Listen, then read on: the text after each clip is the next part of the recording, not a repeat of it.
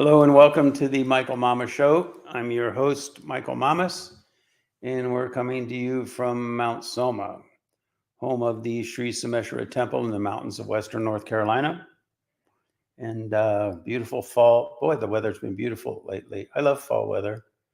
And the leaves are all turning. It's beautiful, Children. Sometimes I feel like Walt Disney, on the weekends especially. So many people are here and they bring their families and kids are playing in the leaves and people are laughing, and it's wonderful, that I can provide that for so many families, and it's been interesting also. I've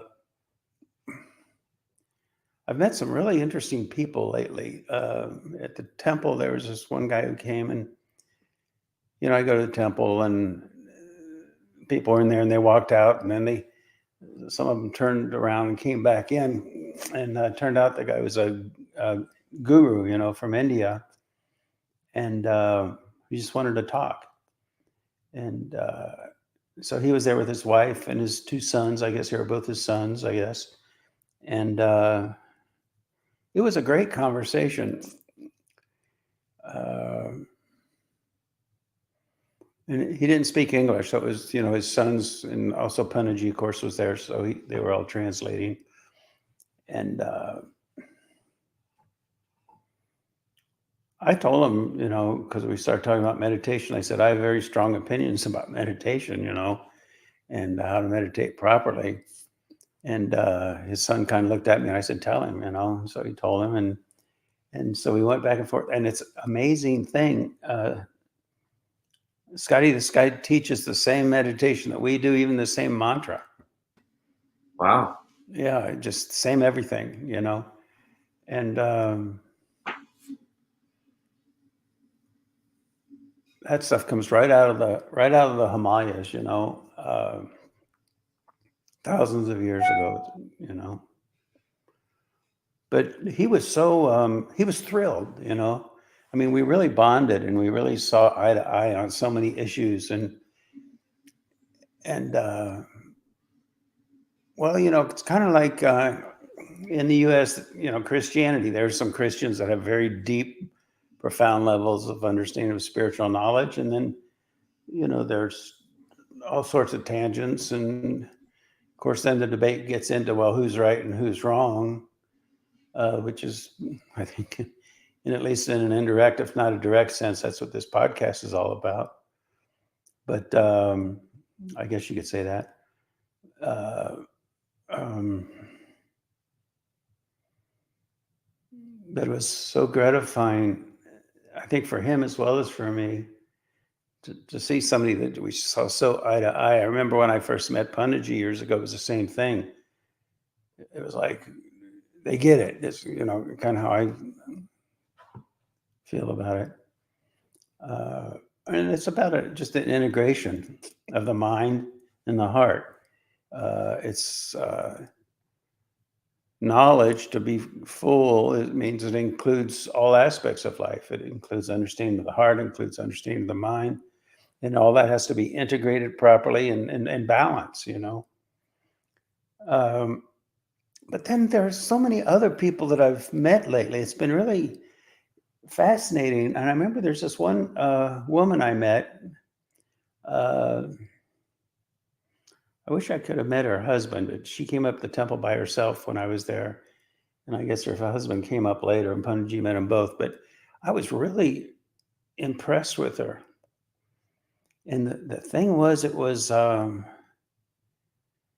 mentality. I remember back when I was in the ashram, in the monastery, and we got sent all over the world. And at the time, we were told that we were going around the world to, enlighten people, or, give them knowledge and stuff. And it was decades later, as I've said, I think in the past, that it was decades later that I realized that was being done to enlighten us. And see, here's the thing: there's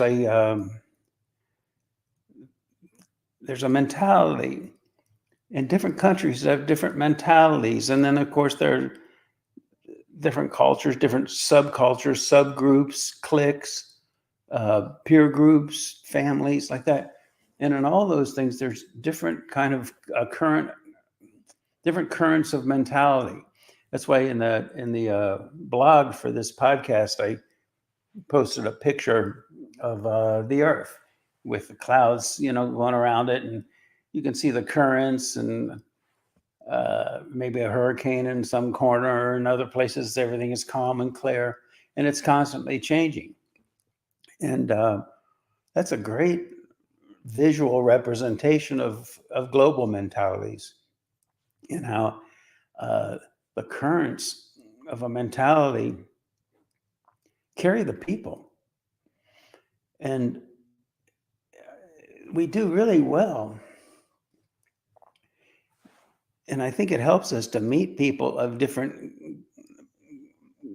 cultures, different mentalities.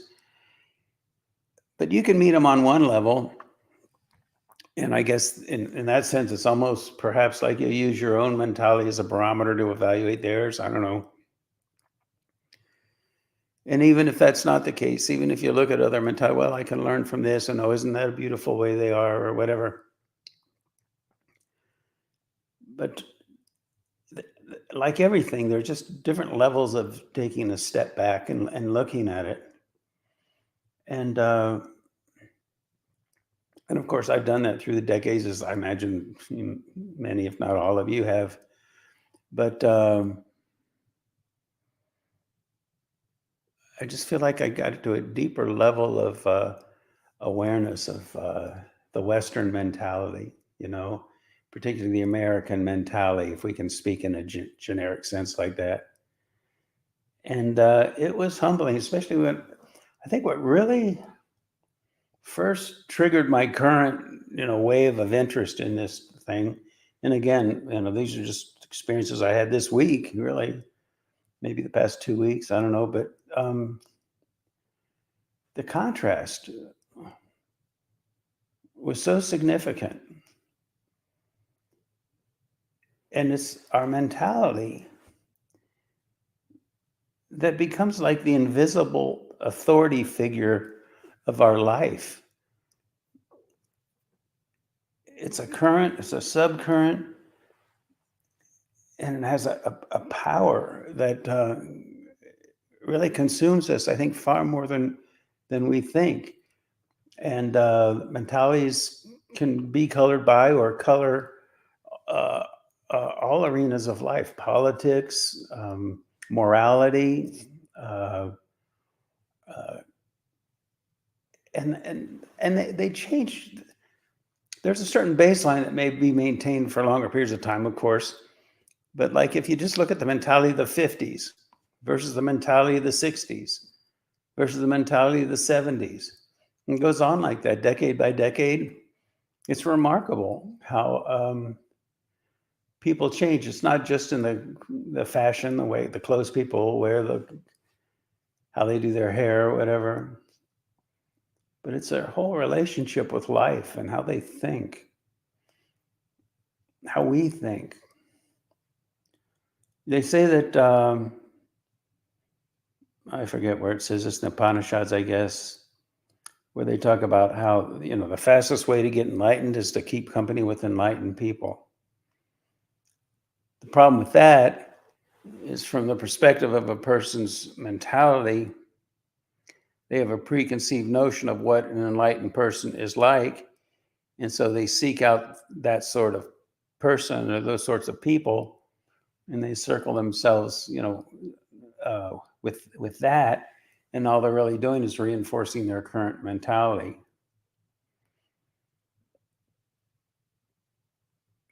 And so there's a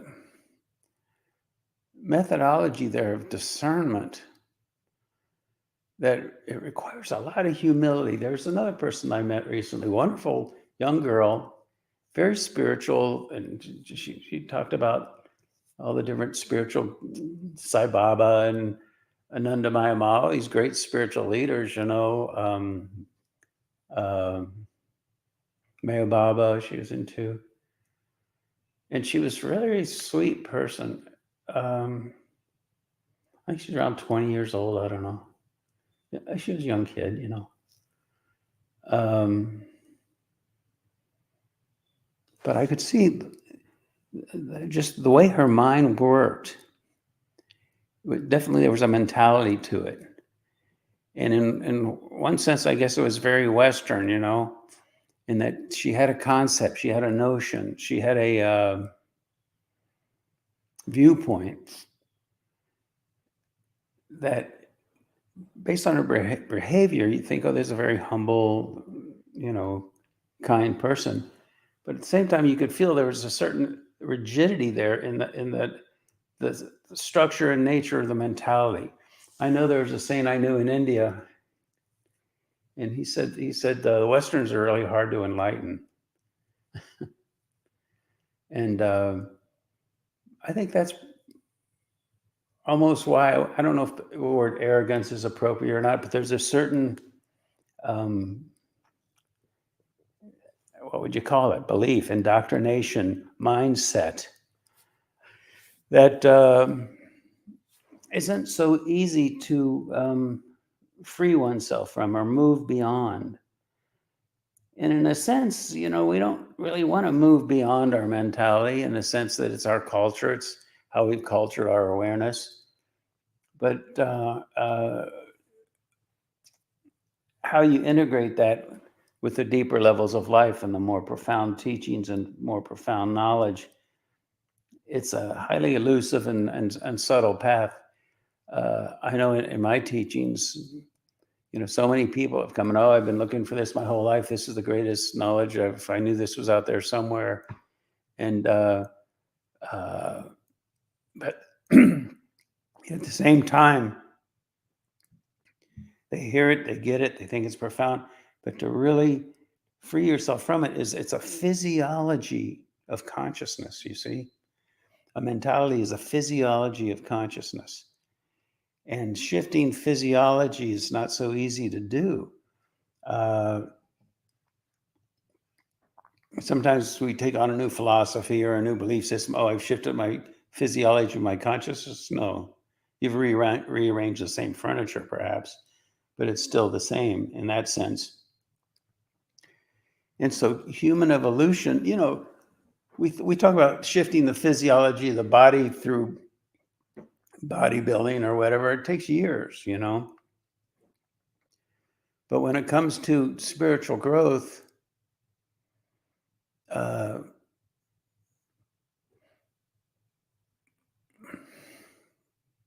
it's even more elusive.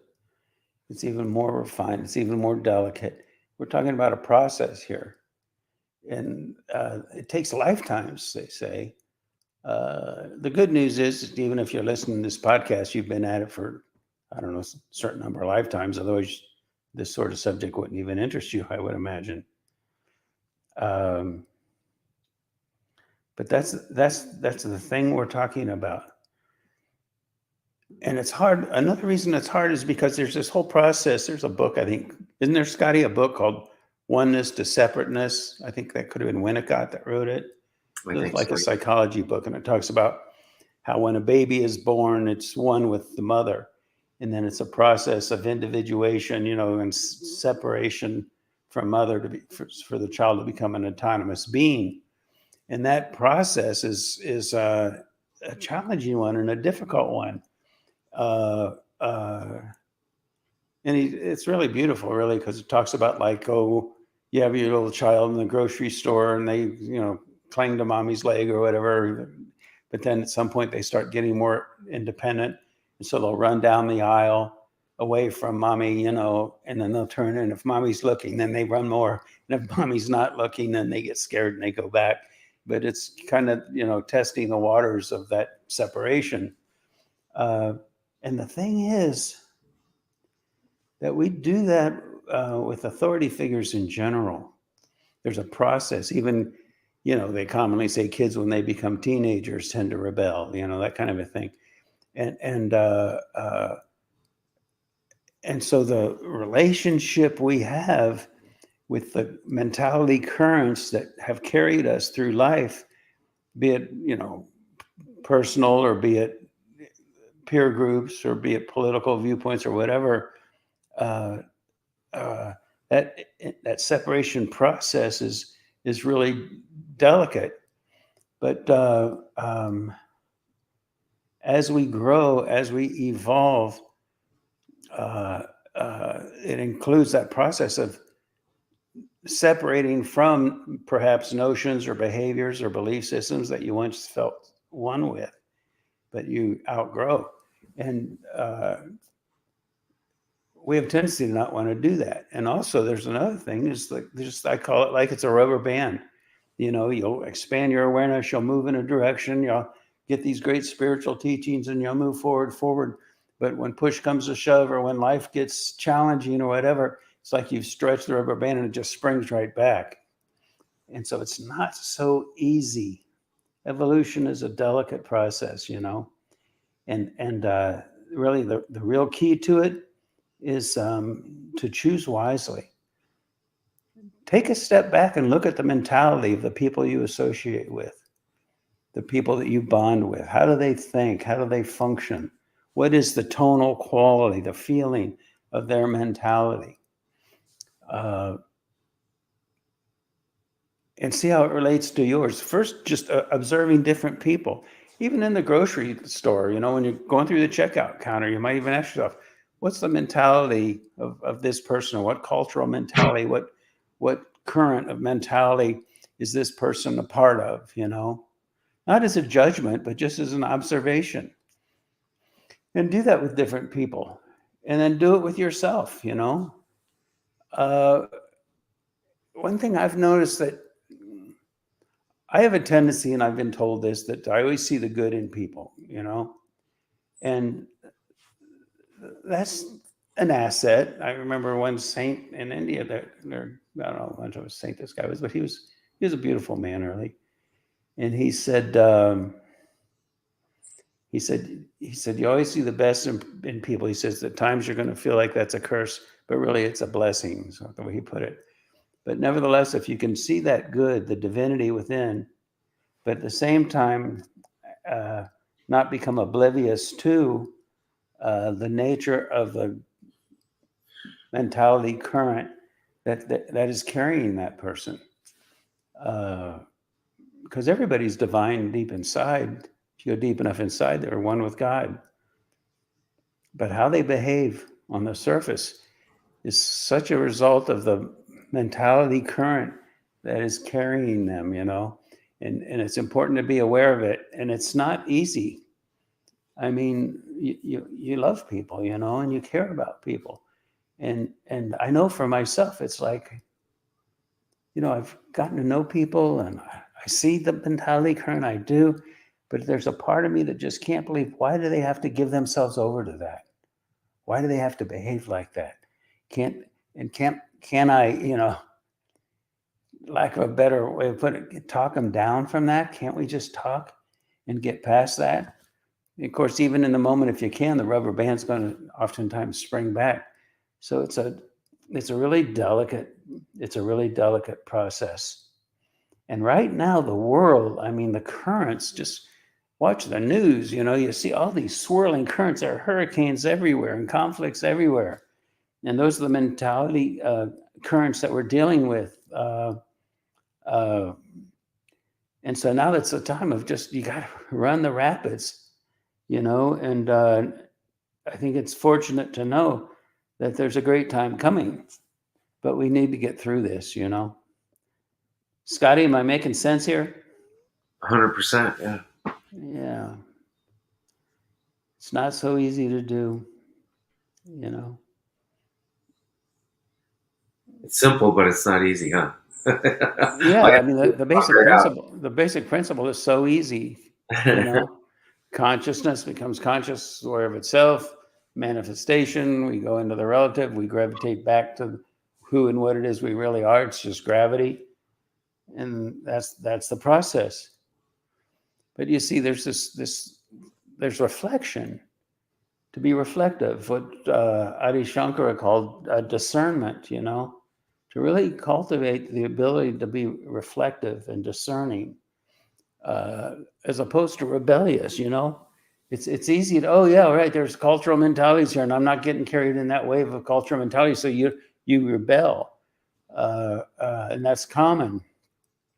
I remember I was I was with my teacher, and we were talking about a subject, and I was talking about this influence in my life, and how it was important. And I remember he made a gesture with his hand. He said, just go with it for a while and then branch away. And I can still see his hand, just like I'm talking to him right now. I can just see it. And so there's an art of finesse. It's almost like the Aikido, the energies that are there, the currents that are there, the cultural currents that are there, the mentality currents are there. How can you work with those artfully, not just to evolve yourself and progress in your own life, but also to facilitate the evolution of the planet, and the people around you. Uh, it's not so easy to do. It's not so easy to do. So what I really would like is for you to try this out. When you talk to people, try to get a handle for the nature of their mentality. And I think I've learned so much from people that I've met, that just their mentality is so refined, it's so exquisite, and it's so artful, and I think that can be so much more meaningful and so much more evolutionary for us than reading a book on the words of Ananda Mayama, even though I think that's a great book. So work with becoming aware then of the nature of different mentalities and how they function, and how on any particular point on the planet, there's like different altitudes, the wind currents are going different directions. Like that, there are all these superimposed mentalities everywhere. And see how artfully you can glide through that and with that and cultivate a mentality for yourself. And it's not easy, because these things are habits. They're physiologies of consciousness, But the more you align with a healthy mentality, the more quickly you will evolve, for sure, So it comes down to the art of discernment, doesn't it? Somebody, they'll say, God is the answer. And if you just commit to God, attach to God, he'll take care of you and everything will be fine. And, but,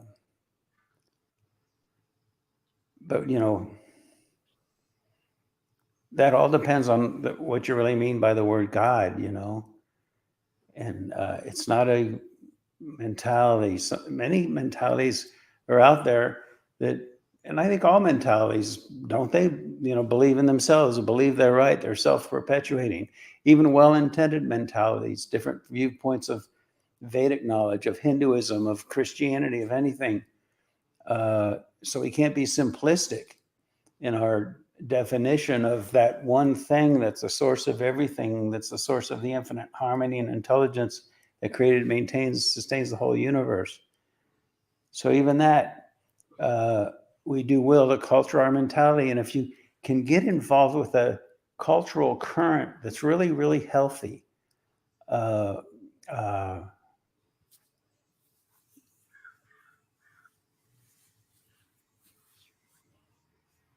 it can act as sort of like training wheels, not to indoctrinate you into a belief system, but refine and culture and cultivate your mentality. You see,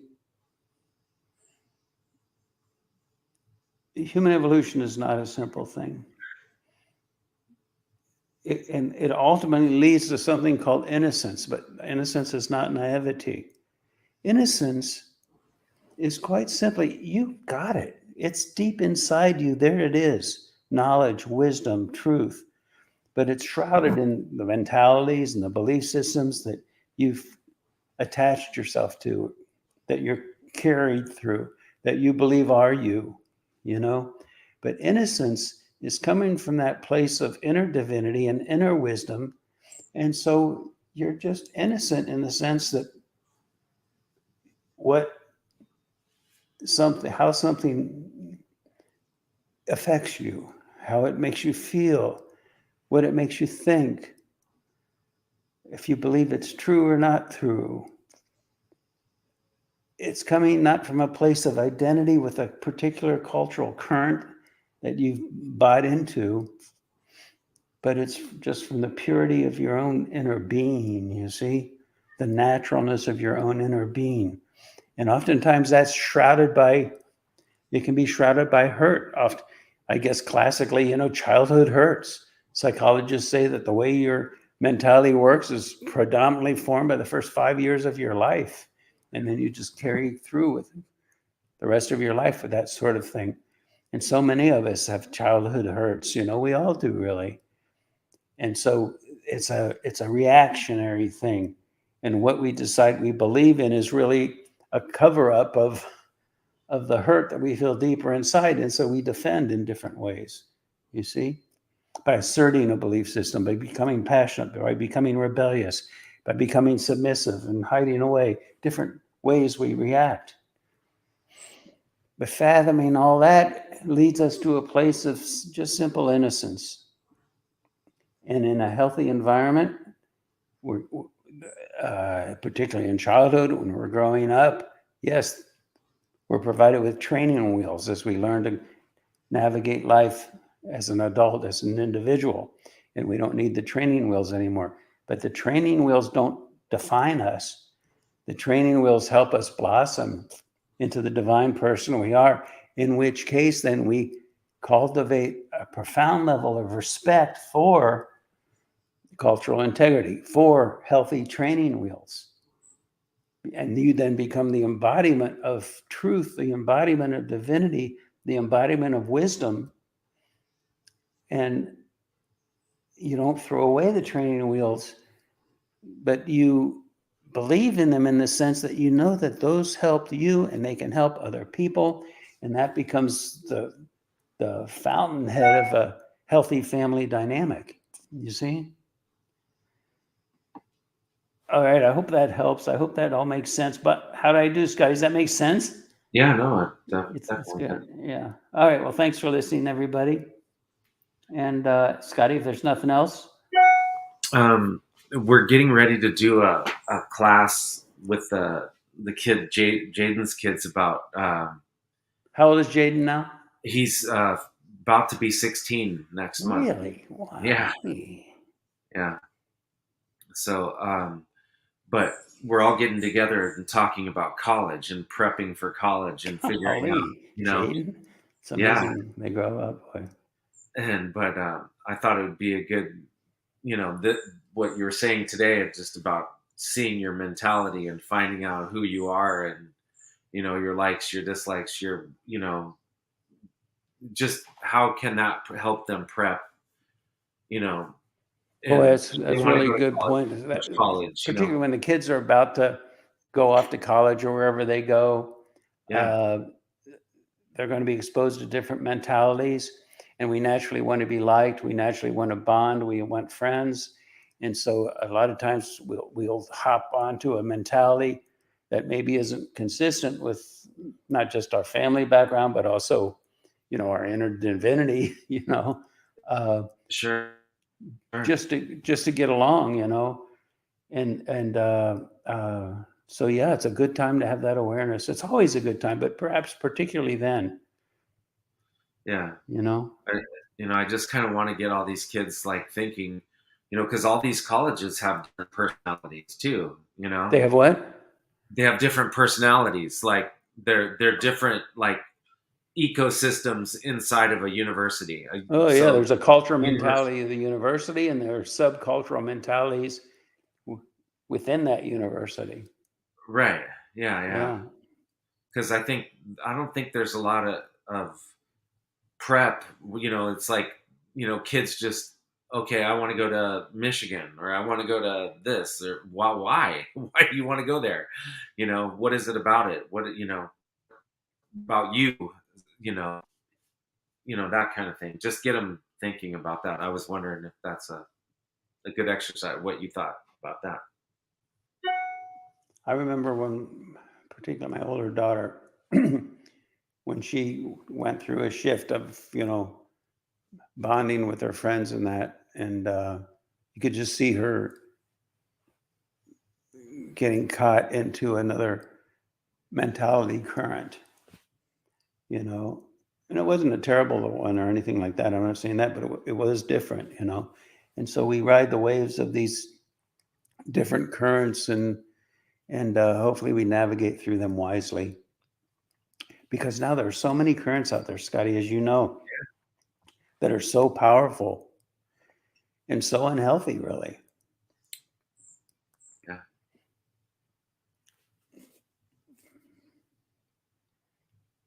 So if it's very fortunate.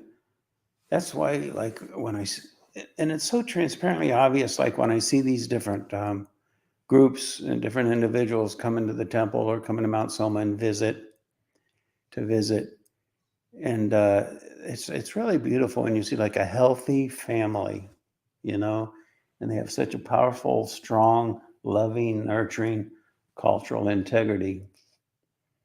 But it's also how delicate that can be, because it's not about a patriarchal situation of imposition upon the mentality of the kids, you know.